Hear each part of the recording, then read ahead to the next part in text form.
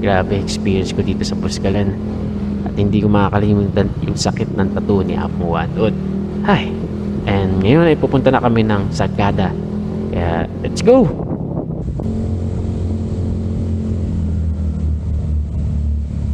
At syempre, kung ano yung dinaanan namin papunta dito, ganun din ang aming pabalik.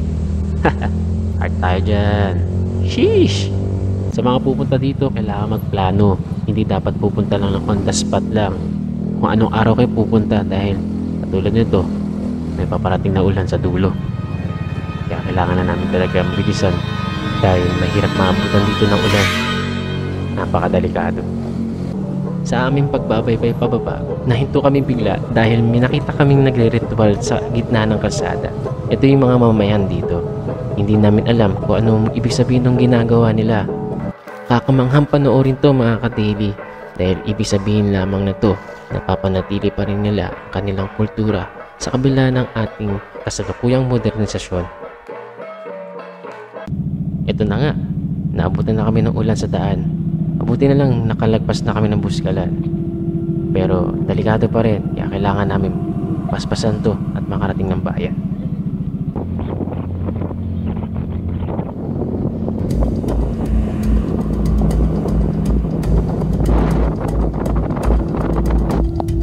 Grabe, umuulan na. Malamig pa yung hangin. Kaya napakalamig talaga. Solid talaga ang experience na to. Guys, grabe.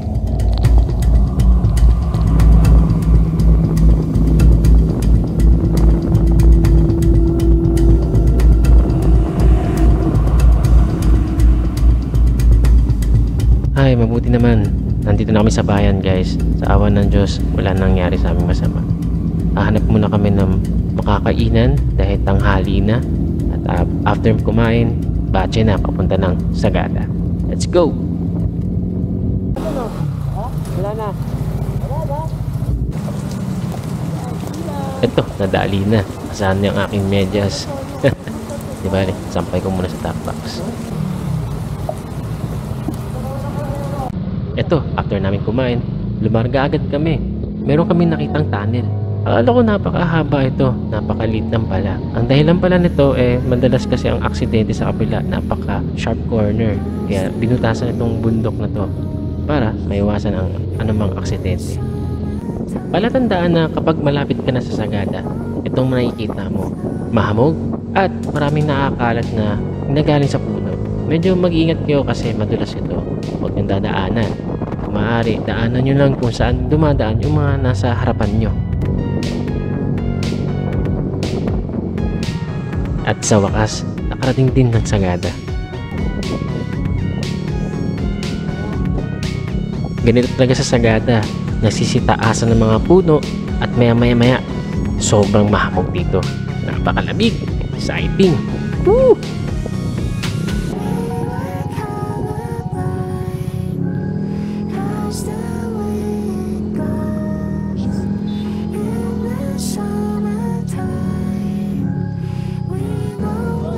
Okay, so pupunta na kami sa tutuluyan namin. And I suggest na kung budget meal kayo, dito kayo sa Inas Inn and Homestay. Grabe, napakaganda dito guys, promise. Bukod sa napakapayapa, tahimik, at yung mismong kainan nila, napakalaki, nasa taas. At syempre, tutulugan mo, napakalinis, napakaayos. Wala kang masasabi na masamang bagay. Basta, punta na lang kayo. Puntahan nyo na lang ang kanilang Facebook page. Okay? Sheesh!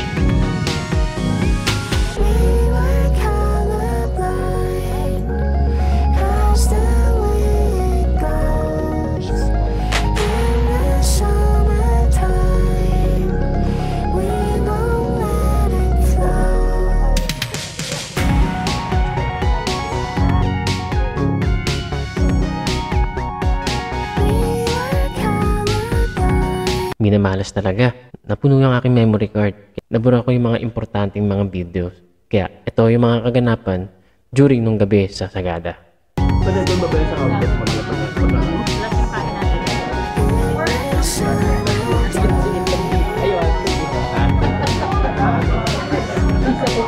Bro, anong kinakain mo?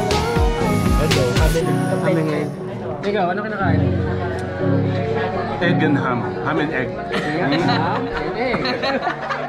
Hagalig!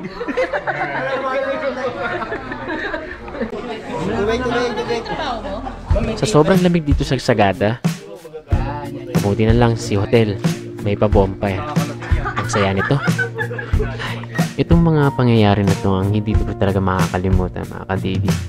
Imagine mo, instead ng mga tao yung nagpapainit sa baga, yung mga sapatos namin mga basa ang nagpapatuyo at nagpapainit sa baga.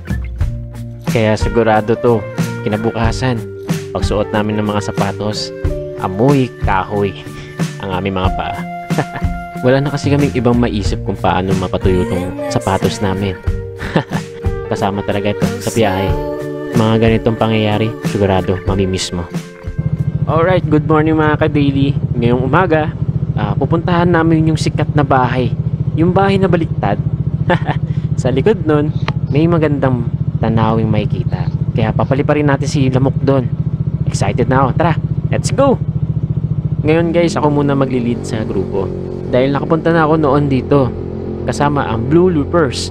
Kaya shoutout sa'yo, Boss EG, Madam, at kay Sir Jeff. Nakakamiss na kayo. Tara, ride tayo minsan. Iba talaga ang Sagada. Napakaganda. Kung i-compare ako sa Baguio, tahimik dito. Walang mga masyadong tao. At the same time, sa gabi, napakalamig. Ibang-iba ang lamig dito sa gabi. Kaya, kung may oras kayo, may panahon kayo, punta na dito sa Sagada. Tayo lahat! Okay. 1, 2, 3, go! Okay, hello. Hello tayo.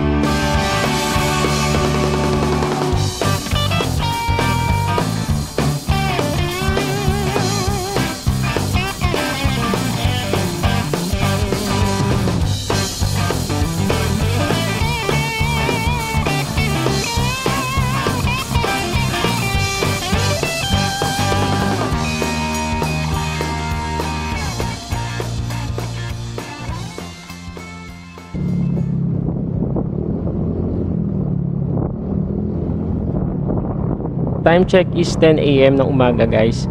So papunta na kami ng simbahan dito sa Sagada. And after nun, pupunta kami ng Tinok, yung pinakamataas na daan dito sa Pilipinas.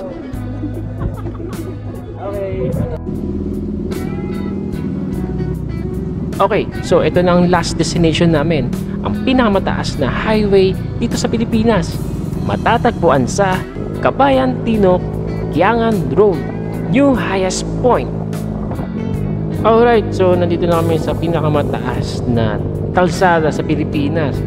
Totoo nga ang chismis, medyo mataas. At buti na lang talaga na nakapag-set up ako ng CBT. Kaya shoutout sa'yo, Saturday Read, sa mga secret recipe mo. Sheesh! At ito na inaasam ng lahat. Makita na ang peak. Ayun no. Woo! At dito, makikita nyo ang daming mga taniman ng mga gulay dito. Napaka-fresh at sarap pumitas kung maaari lang talaga no? At ito na. At malapit na kami! Woohoo! Habang kaming papalapit sa pinaka-peak, mas lalong bumibigat ng aming motor sa pag-akyat. Kaya't mas lalo kami ginagana sa pag-akyat. Ito, malapit na!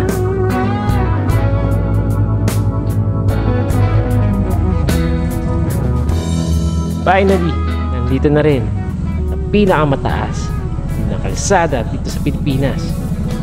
Congratulations sa amin lahat! Yes! Guys, ito na yung pinaka-new highest peak ng Pilipinas. Grabe, napaka-solid talaga ng aming biyahe. Simula sa lugar ni Apong Wanod, sa Sagada, at sa pagpunta dito sa pinakamataas na highway sa Pinas. 100% solid, walang tapon na oras. Sa ganda pa naman ang aming nakikita. Kaya ikaw, yayain mo na ang mga tropa at gawin nyo rin ito. Promise, hindi nyo malilimutan ang mga saya sa biyahe. At marami pa kayong pwedeng puntahan. Kaya ikaw, nanonood, pakipollow naman ang aking Facebook page, YouTube, and syempre sa TikTok din. Dito na lang muli. This is Dobbs of Daily Life Motovlog. See you on my next vlog.